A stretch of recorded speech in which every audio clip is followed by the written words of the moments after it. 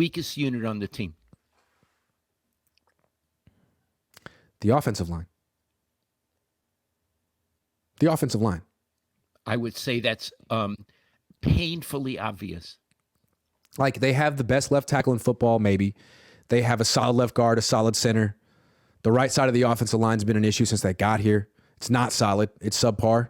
And then the depth is non-existent. They have 3 offensive linemen you say are definitely quality starters. After that, they got a couple guys who probably should be backups and a few backups who probably should be on the practice squad. That's the Niners offensive line. Okay. We can't begin to get into Shanahan's mind, No. but he sure puts his quarterbacks at risk.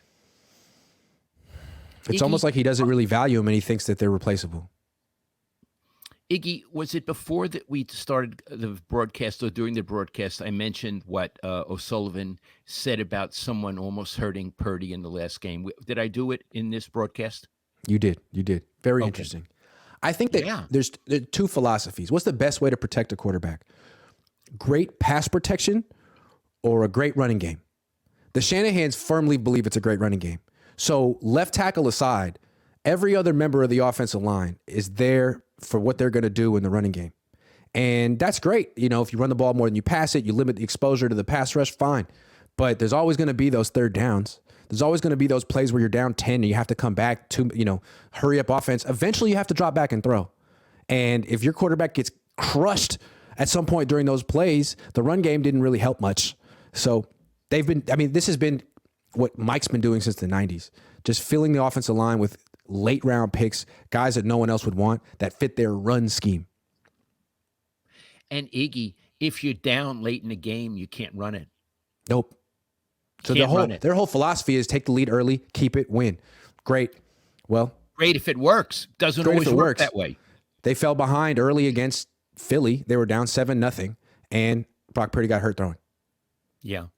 Yep. Also, I don't think the quarterback room is as great as it used to be. I mean, they had Trey Lance. They got rid of Trey Lance. Now they have Brandon Allen in there. I'm not a big Sam Darnold guy. Brock Purdy looks good until they get him hurt again. I'm a little concerned about the quarterback room. I think it could be better. It was a lot better last week. Iggy, here's one for you. Do you think that Brock Purdy will miss games this season because he got blasted in a game? Yes. I do too. Yes. Since Kyle's been here, in 5 of the 6 years he's been here, his quarterback has gotten injured, his starting quarterback. 5 of the 6 years. Yeah. I don't blame Brock for this at all, by the way. I really love to watch him work. But I just can see someone coming around from his right, because the right side of that offensive line is not good enough. And I could see someone blasting him, like what happened against Philly. And so I do think, Iggy, Sam Darnold's going to play. I agree. That's not what you want. And what's interesting about what you just said, so that play ended the Niners season, and Kyle Shanahan won't take responsibility, and he essentially said it was a good play call, but the tight end should have made the block. So the tight end who missed the block, Tyler Kroft, is off the team. It's his fault. And the way they replaced him, they spent a 3rd-round draft pick on a blocking tight end, Cameron Latu, and he's already on IR for the entire year. So Latu, the guy who was dropping all those passes? He's on IR. He injured his meniscus. He's out for the whole year. And so that upgrade they were trying to get at blocking tight end so they could continue running the system the way that he wants to run it is not there. So now they're going to have to either adjust the system, which he'll never do, or just keep calling the same stuff and living with the results and blaming the quarterback. Whoa. Interesting. I mean, the fact that he calls 7-step drops from under center with that offensive line is criminal. If you had the best offensive line in the league and all 5 guys were dominant in pass protection, yeah, by all means do that. But if you don't, there's this thing called the shotgun, and they created it to get the quarterback away from center quicker because these defensive linemen don't fuck around. Iggy, what do you not like about the 7-step drop? It's the slowest way to get the quarterback away from under center. He holds the ball a long time. If you want to get him deep, put him in the shotgun. He can do a 5-step drop from the shotgun. Get it to the same depth quicker.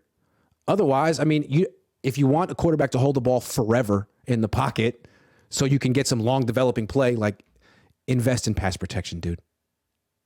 Right. Dude. Get a good right tackle. Get a good right guard. Sorry.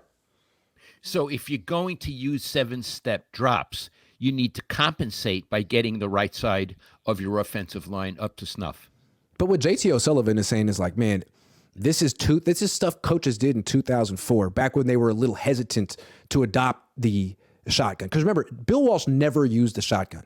He felt, my whole system is based on timing, so I don't want to do that. Okay, well, if he were coaching today, he would adopt the shotgun because the disparity between the athleticism of the D lineman and the O lineman is crazy. And the quarterback just gets swarmed before he reaches his final step of the drop. So get him in the shotgun, get the ball out quicker. Get the ball out quicker. You got to. Or get the greatest offensive lineman in the league, which they don't have. I see. So JT O'Sullivan is saying that what Kyle is using is from an offense from another era, from a preceding era. And he's saying doing it in this era with this offensive line is dangerous at best. Yeah, I got it. Yep. I got it. Yep. Let's take some comments from the people, the good people who watch. Sterling, I've always disliked Jerry Jones. Lance trade changed me. Interesting. Dustin the Gale says, if the Yorks allowed the Trey Lance trade, are they partially responsible for letting him go before we knew what his skill set truly was? Kyle has control, but there are certain pivotal moments to step in. Well, you can't force him to coach someone he doesn't want to coach. Yeah. I don't know. Yeah. And plus, probably Kyle said he doesn't work out. He can't do this. He can't do that. And what does Jed know? Hypeflix says Leeds relegated to lower league after the Niners bye. Yeah, that was good. Fish and Chip says Lowell looking after my mother, your generation after a fall. So I've been watching Grant at my mom's place. Iggy making her laugh. Thanks, Cohn fam, for me. Oh, that's a nice. Thank you so much. Best of luck to her. And Cosmo says, good to your mom. Yeah, good for your mom. Cosmo says, I never bought the Trey hype, but do feel this team needs a head of football ops to oversee decisions that impact future seasons.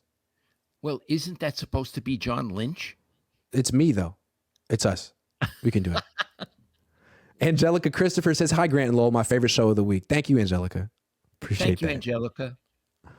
Stephen Pryor says, Jordan Willis and Alex Leatherwood released. Niners need jump ASAP. Anyone else you guys like? I'm not a Leatherwood guy. I don't think he's good. Jordan Willis, I did like. They should bring him back. He was on the team last year. Monsa says 7-step drops, AD end rush point makes it harder for the tackle. Yeah, right. They can just rush straight.